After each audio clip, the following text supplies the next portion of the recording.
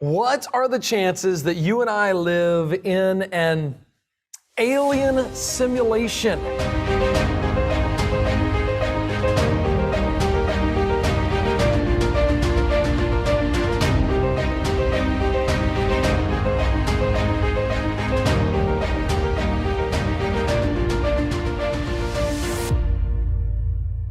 Hey guys, this is Eric Hovind, president of Creation Today, and you are in for a very interesting conversation because there have been some legitimate scientists and physicists and brilliant people that are introducing some really strange ideas into the world of science, and we need to address those. Hey, I'm thankful to have you guys on here. For those of you, if you're joining me by Facebook or YouTube, thank you for hanging out. This is sure to be a unique conversation. I guarantee some of the things you're about to hear you've never heard. Most of you have never even thought of before. For those of you over on the Creation Today side, you're a Creation member, thank you. It is you guys that allow us to do these conversations over and over, and I'm really, really appreciative of that. Hey, if you're on Facebook or YouTube, you get to hang out with us for the first half hour, and then if you want to enjoy the rest of the conversation, you head on over to Creation Today and sign up there. I am blessed. We have the privilege of having right here in studio, which is actually a hotel that we're doing a conference at up in Washington, Seattle, Washington area. Actually, what town am I in? This is in Kelso, Washington. We're doing a whole thing on Mount St. Helens this week and going to be amazing. And so we're here, and my guest is Spike Psarris. Spike Psarris runs creationastronomy.com, and it's an incredible resource for people to get information about creation and astronomy. Spike, thanks for hanging out with me today. I appreciate it. We're talking about something this crazy. Yep, indeed. And this is not something that you and I just made up. It's literally a legitimate conversation that we have. Prominent scientists are talking about this now. Legitimate, credentialed, degreed, intelligent scientists. Yes or no, in the comments, have you ever heard of the alien simulation idea? I think they call it a hypothesis. I'm not sure if it would fit that. But Spike, you have an interesting background. You now speak out in favor of creation over an evolution worldview. That wasn't always your story. I used to have the other worldview. So tell us, how did you change from a other worldview, an evolutionary, would you say atheist? Yes. An atheistic evolutionary and evolutionist. And I was an atheist because I was an evolutionist. Okay, you got to tell us that story first. I understood that science showed how we all got here without a creator. So there's no need for one. So why would you believe a religion anyway? And you had just grown up with that? Is that just your education, I was a science geek my whole life. My background is engineering and physics. And that was where my worldview arose from.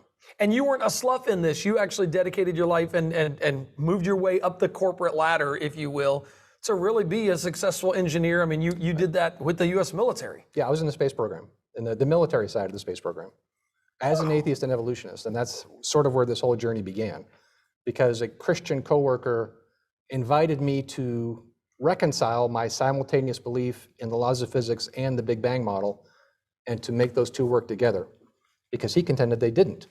And the more I thought about his question, the more I realized he was correct. They don't. And that started me to look into the assumptions and basic background of the worldview that I held, and realized it didn't hold water, so to speak. And the deeper I dug and the more adamant I became to find an answer to this problem, the worse it got. Because I didn't want to be where I am sitting with you now. This is not the worldview I set out to have. I was trying to disprove creation and try to find a consistent secular explanation for the universe and its contents and how we all got here. Well, if you're worried that this could happen to you, you may want to stop right now if you're an atheist evolutionist and you don't want to ever be challenged. No, so, okay, well, can you give me that journey? I mean, share with us what, I love hearing this. What is it that took you from atheist evolutionist? You had some questions that you couldn't reconcile. Can you go into that? And then let's lay the groundwork for, I want to get to this alien idea. This is mind blowing to me. So I want to get there, but lay some background for us. Sure. And my background being physics, that tends to be how I think. Okay. So there's different areas of science and many wonderful things we could talk about, but that's just how I approach things. So in your relationships, you've never had arguments because it's just simply logic and facts. No, not We that. won't talk about that. Okay. But you look at everything around us, and there's different aspects we could talk about. I mean, the beauty of creation, the wonder, the design, the engineering. But the largest question of all is, where did it all come from? Because That's true. that gets you to why are we here, which is what everybody wants to know, right? Some of the basic questions of life that we all ask. So where did this all come from? Well, I realize that ultimately there's a simple question to ask about all of this, and it's a question that most people don't really ask, at least not from this perspective. And you can kind of sidestep a lot of the arguing about details of one model or another model and get down to basics. Okay. And I like to ask a basic question. Did the universe have a beginning? Simple question, 6 words. I don't Profound have my implications. pen and paper to take notes. I'm going to have to type my notes in. Somebody in the chat over on the Creation Today side, and somebody on Facebook, somebody on YouTube, just take some notes here in the chat, okay? So one basic question. Did the universe have a beginning? 6 words. Did the universe have a beginning? So how many possible answers are there to that question? I can only think of 2, There's yes. positive and negative, And yes there's and no. no. Right, Okay. right, Now, we would affirm as Christians and creationists that the universe had a beginning, right. and that's consistent with what we see, as we'll talk about in a moment. Okay. The secular thinker, though, doesn't want to have a creator in here, certainly not a supernatural creator, and so has to come up with some other explanation that's consistent with science. Now, I like to ask that question because of those 2 answers, yes and no, each of them violates the laws of physics if a supernatural creator is not involved. So you ask a question that has a yes or no answer. Yep. And no matter which way you answer that, if you don't start with God, you're stuck. You're going to violate physics in one way or the other. Okay, go into that. So if your goal is to produce a model that's consistent with physics, you have a real problem. So let's talk about that. So if the Okay. answer is yes, the universe had a beginning. Well, if the universe is everything, which is what the word means, and everything had a beginning, then what existed before the beginning? Then nothing could exist before the beginning. Because Right. if there was something, then whatever had the beginning was no longer the universe. Right. So everything had a beginning. There could have been nothing before that. Well, can you go from nothing to something? Can nothing make anything? No, No. because Right. from nothing comes Nothing. nothing. Because nothing can do nothing. Nothing. Exactly. So, and this is actually formalized in a principle of physics called the conservation of mass energy. Okay. That principle says that the total amount of mass and energy in the universe never changes. You can Okay. change the relative amounts, like you can take a bomb, which is a physical chunk of stuff, and turn it into a big fireball in energy, but you didn't create the energy out of nothing. It came from the physical stuff. You had to start with something first to get Correct. that. I remember learning about this in high school and thinking, man, I can burn down a house and the house is now gone, but it just changed its form. Right. It just, yeah. Sure, that's a good example. Well, not that we want to do Yeah, that. no. Yeah, let's not do the experiment. We got fires out here. I mean, the smoke has filled the air. No, we don't need fires going on. But this is really built into physics at a very fundamental level. It's one of the first things you learn if you take a physics class. Okay. And most of the ways you solve your homework problems and your exam problems are actually applying this specific principle to the given problem you're working with in whatever way is applicable. So fundamental principle of physics, something can't come from nothing. Okay. Yet the Big Bang model requires that, if you think about it. That's It true. says that there was nothing and then there was everything. Had to start with nothing. Right. The singularity that came from nowhere, or I guess they're trying to figure that out, right? Because they They can't talk explain about it once in a while, but there's no real answer to this. it. Okay. But I shouldn't have mentioned the Big Bang yet, actually, because this is a more fundamental problem than the Big Bang model even. Okay. This is a problem with any model of origins that doesn't have the creator in it. Whether it's the Big Bang or some other model someone else comes up with, you still have the same question. Did the universe have a beginning? If you say yes, then something had to come from nothing, and that doesn't work. That's true. Like our, So you kind of cross that one off. You go, okay, without God, okay, that one in a secular worldview, you cannot answer yes to that question. if you don't want to violate physics. Okay. And I love physics. I don't want to, come up with a model that goes against it. So our goal is to make a self-consistent model that's consistent with physics also. So obviously the answer then is no, right? That's just the obvious place to That's go. your only other option, but that violates physics too, because of a different principle in physics, the second law of thermodynamics. Now, a lot of people have heard of this. It says entropy will always increase. One of the implications of that is that hot things cool off. If you have a concentration of energy, of heat energy, that will dissipate into the environment until it's all equally distributed. Right. So I like to illustrate this with a cup of coffee. So you walk into a room and there's a hot cup of coffee on the table. How long has it been there? A long time or a short time? If it's hot, it's obviously not very long. Right, because it hasn't cooled off yet. Right. Because eventually that heat is going to dissipate into the air around it. So the fact that it hasn't done that yet means it hasn't been there very long. Correct. Had it been there forever, it would have cooled off forever ago. Correct. So we can use coffee then as a crude form of clock. Not precise, of course, but roughly. Now, that same thinking we can apply to the cosmos. Is there anything in the cosmos that hasn't cooled off yet? Yeah, we got a blazing sun up there. Blazing sun, we have a whole sky full of stars at night, all of this. Will those cool off eventually? Well, some will blow up, whatever, but they're all going to go away eventually. Now, some people would argue new ones can form. That idea actually has problems, but setting the problems aside, that process requires energy of which there's a finite amount available. Wait long enough and that will stop too. So wait long enough and the universe will enter what's called the heat death, where everything that's hot has cooled off, everything that's radioactive will have decayed, the amount of energy will have equally distributed itself, and the entire universe will be a few degrees above absolute zero, and that's it. That's the end of everything, and it's going to stay that way forever. From the secular way of thinking, I mean, we're waiting for the Lord to come. Which is why my son says, "Why do I have to make the bed, Dad? I mean, come on, everything's going to go to a heat death one day." And it also has implications for meaning. For sure. Yeah, why do anything? Yeah, because none of it matters ultimately. Why raise up civilizations? Why, or whatever. Anything. Moral behavior, whatever you may have. But the point is, if the universe were eternally old, it would have cooled off eternally long ago. Good point. If it had been here forever, it would have cooled off forever ago in the past. It hasn't done that yet. So the fact that we see stars and a sun and things that are still hot and the heat is not evenly dissipated throughout the entire universe means it could not be infinite. It's not eternal, which means that therefore it had to have a finite point in time of beginning. Entry. So now we're back to yes. Exactly. Great. All right. So you see the problem for the secular thinker. The secular thinker has to pick yes or no, but yes violates the conservation of mass energy, something that had come from nothing.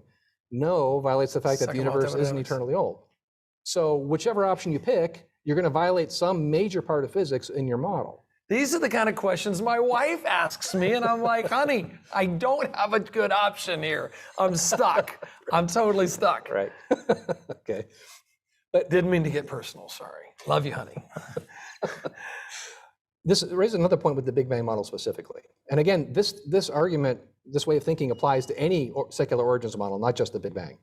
But there are people who say we have to accept the Big Bang model because it requires the universe to have a beginning, and they think that's consistent with the Bible.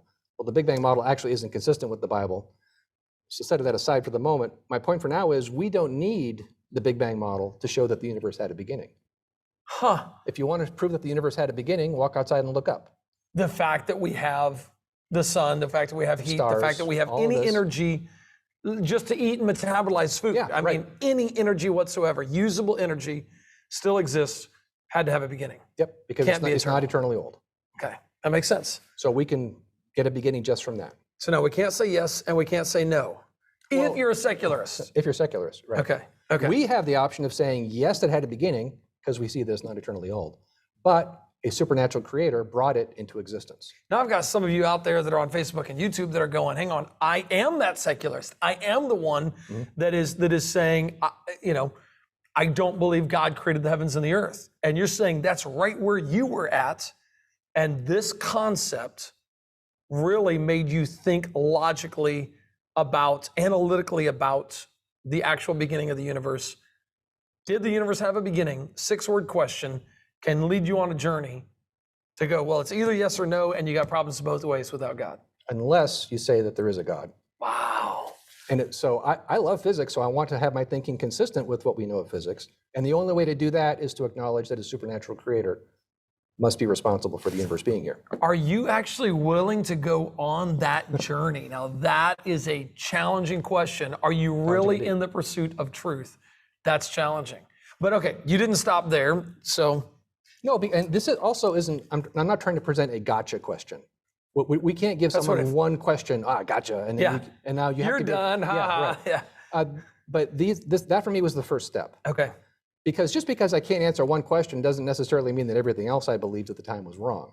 True. So, but you start chipping away and you start looking at all the other options and other aspects of science, and you realize it's really all pointing in a different direction than what I originally thought. That's amazing. You went from totally this way to totally this way. It took almost a year. This is not a... So this is a year journey starting with this concept. Yes.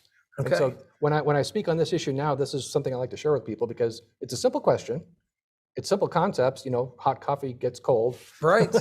People can understand this. Right. High schoolers, This middle kind of stuff. schoolers can get this. There's no math, there's no, all the rest of it. And just something is here. Why? That's one of the basic questions of life, for sure. Why is there something rather than nothing? So moving on then from here, with that as the foundation, we see that approaching this from a secular perspective has problems. Correct. Now, where do they go from here? Well, now we can look at the universe itself and try to see what it can tell us, what our observations hint at as far as its origin. Now, the Big Bang, if it actually had happened, would need to have been a random event. Correct. Because it's supposedly made four things: space, time, matter, energy. And the key word there is time that I'm focusing on right now. Okay. Time began at the Big Bang, according to the model itself. Right, because it couldn't exist before, okay? Correct? Right. So could there have been a cause for the Big Bang? Well, no, not if there's no time before the Big Bang. Because a cause has to come before The effect. an effect. Maybe a very short before, but still, there has to be a difference in time. I always see that map where they show the picture that starts with nothing and it flails out to show the universes and everything, and it goes 13.8 billion years back, and they're like, okay, from the beginning to the actual Big Bang, the beginning of time to the actual, and they're talking about how many, the seconds to the 12,000th. Planck time or something. Yeah, exactly. And I'm like, so it's like, they're there. And I'm like, just right there. And that's what they're trying to present as, okay, there's beginning and the Big Bang. Just boom, Right. But they separate it, so okay. But set aside all the equations and you come down to fundamental questions like, was there a cause? What caused the Big Bang? There couldn't have been, And there can't. by definition, if time began then. True. So therefore, do you expect a random event having come out of this, or an ordered, structured Has to be universe? completely random. Because there was no cause at all, no Right. reason.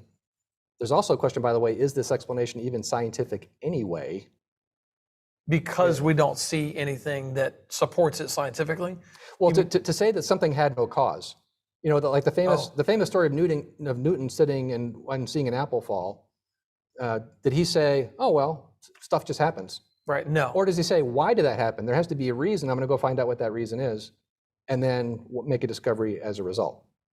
Milkmaids who get cowpox don't get smallpox. Do you say, "Well, we live in a random universe after all, so yeah, who can tell"? Yeah. No, you say something's happening here. There may be something valuable we can discover.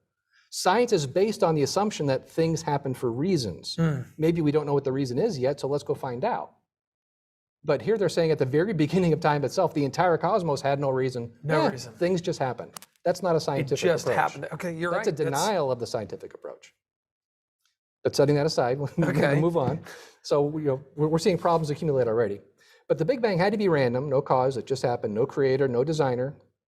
Is this consistent with the universe that we see? Not absolutely not. No, it's not. From the heavens to the earth to the microscopic, everything looks like incredible design. And finely tuned at all scales, Love those points. from yes. subatomic all the way up to clusters of galaxies. We could spend a whole hour just on this. Entire books have been written on this by secular people, by the way. Wow. which On the is- fine tuning on specifically. fine tuning issues like this. And you actually talk about this in your DVD series, I right? do, yes. By the way, he's got a great DVD series. Amanda threw this in the chat. It's creationastronomy.com, a 3-part series that covers this, and it's fantastic, by the way. Great Actually, show. most of what we're talking about here in this session is from the DVDs also. Okay, So, yeah. awesome. Freebies, love it. So as an example, people are going to want to know what we're talking about here. The strong nuclear force holds particles together to make the nuclei of atoms. Okay. If that were 3% stronger, 2% stronger, or 0.3% weaker than it currently is, atoms wouldn't be stable. 2% stronger, Or 0.3% weaker. So very, very window within which it can create stable atoms. Now, obviously, an unstable atom is a bad thing. Yeah, because shaboom. Right. That's what we're made of. So if atoms themselves weren't stable, This is The not fact a that viable these universe. atoms and molecules are staying together is because that nuclear force is very, very precise. Yes. Too That's strong, one of the reasons. There's others as well. okay. Yes. Too strong, things implode, or they just, bottom line is the atoms can't stay the electrons can't hold together in that specific field. A lot of the laws of chemistry rely on these things operating the way that they do. Okay. And tweak those numbers just a little bit, twiddle the knobs in the dial, so to speak, and things act very differently and life wouldn't be possible. Okay. So from the smallest scale all the way out to the largest scale. So what do I mean by largest scale? Well, someone was modeling the Big Bang a few years back and realized that you have this singularity that popped into existence from who knows where, and suddenly began expanding. Well, there's two effects at work here. You have this expansion, blowing stuff Right. apart, and then you have gravity trying to pull it all back together yeah. again. Now, if either of those had dominated early on, then the universe would be very different one way or the other. But somehow the universe had to walk this razor's edge where these two were just finely balanced the whole way. Like how finely balanced? Well, they realized the fine tuning has to be 1 to 10 to the 60th power, 1 out of 10 to the 60th. So that these the gravitational force and what's the other one? Expansion. The expansion force, they had to be, those forces had to be exact. Counterbalancing each other for 14 billion years of history, by the way. Oh, No, that part's not true. For most of the early parts of the universe. in order for it to expand at the right speed, at the right rate, without going too, because if it went too fast, you lose it all. Or you can't. Because early on in the history, according to this model, and I don't believe the model, of course, I'm presenting yeah, as they do. This is what they say. Supposedly matter formed, and then gravity pulled it together into galaxies, and then there's stars forming, and then planets formed, and then Oh, here so we if are, the look at expansion force was too strong, you don't get stars, planets, galaxies. and we're not here to see it all today. Right. If it's too weak, If it's too weak, then everything collapses into black holes. And we're not early here to on, see and it. we're not here to see it. So either way, we're not here. The fact that we're here means it had to walk this fine balancing act and it's out of 10 to the 60th. 10 to the 60th. So So that's 1 10. with 60 zeros. Yes, and 60 zeros behind it. Yep. So that's just a number. What does that mean? So Yeah. I like to explain this to people. Say, well, there's 10 to the 80th atoms in the universe. Divide that by 10 to the 60th, you get 10 to the 20th atoms is your margin of error for the Big Bang model. 10 to the 20th atoms is your margin Which of error. sounds like a lot, but of course, atoms are very small. Right. 10 to the 20th atoms is about the amount of matter in a single grain of sand. So think of how much stuff there is in the universe, all the stars, all the galaxies, everything, Women's closets? Yeah, exactly. Okay. There's a lot of stuff out there. We've been working on our closet. We've been working on our closet. My wife and I, we got to do the attic next. Okay. A lot of stuff out there. A lot of stuff out there. So, but the Big Bang supposedly made all of this. Had it made one extra grain of sand's worth of stuff anywhere in the cosmos, then it would have all collapsed into black holes. We wouldn't be here to talk about it. Had it made one grain of sand less than what the universe currently has, runaway expansion would have taken over. We wouldn't be here to talk about it. So that's how finely tuned we're talking. For a random event with no creator or designer involved. Does that sound like a random event to you? Not random. This Not is at all. incredible.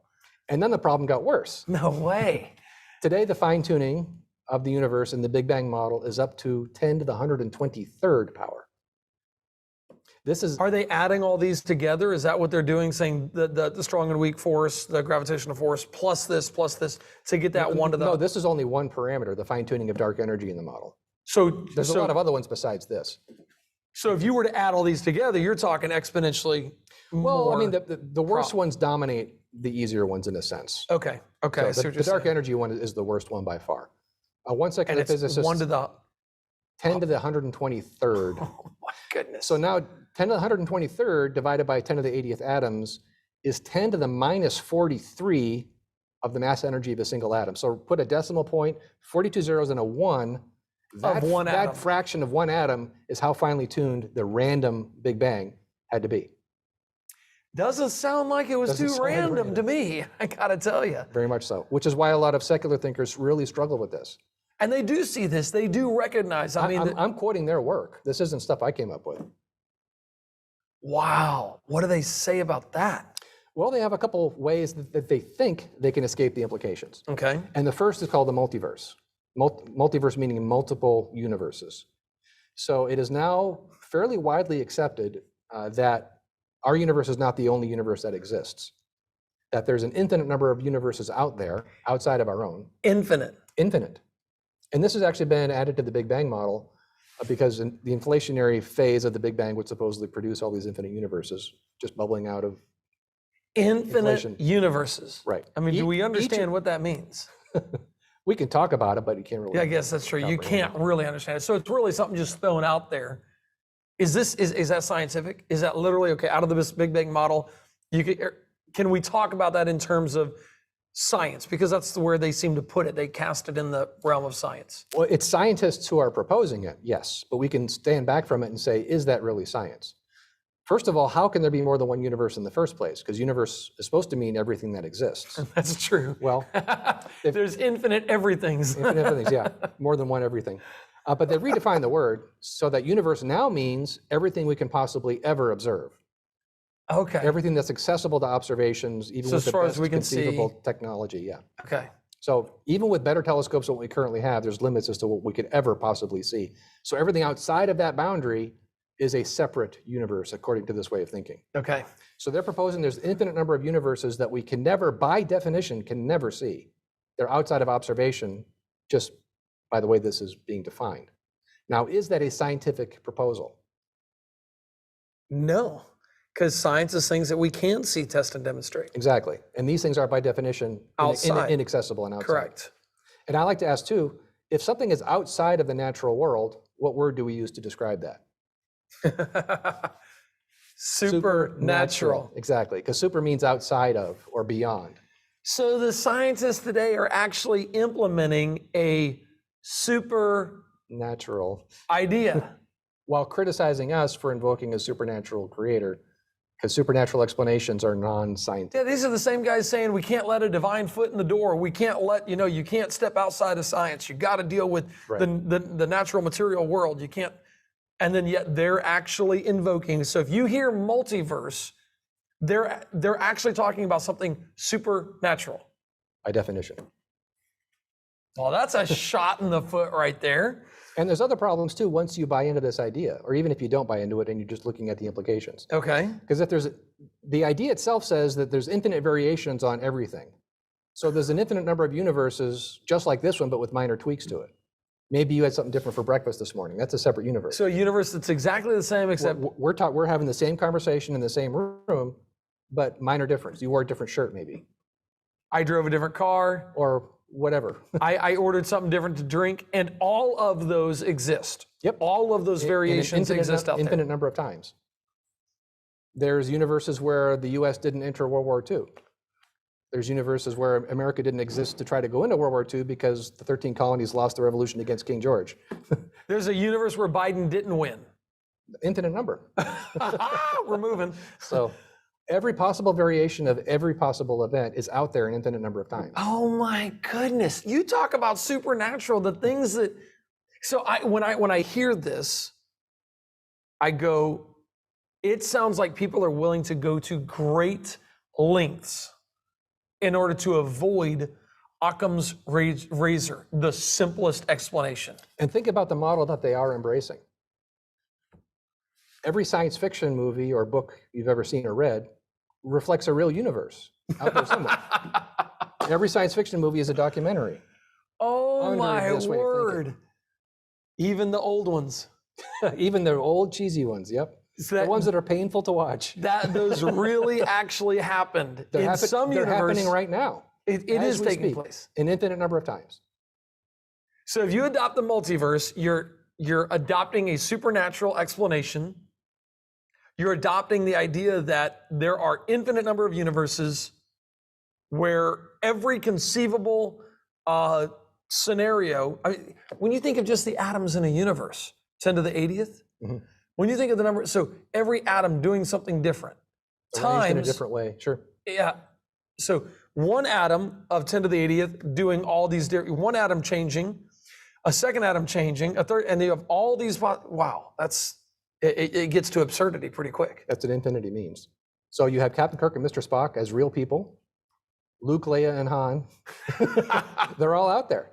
Lightsabers are real. Now, I'm not saying that secular cosmologists are arguing for this, but it's the logical implication of their ideas.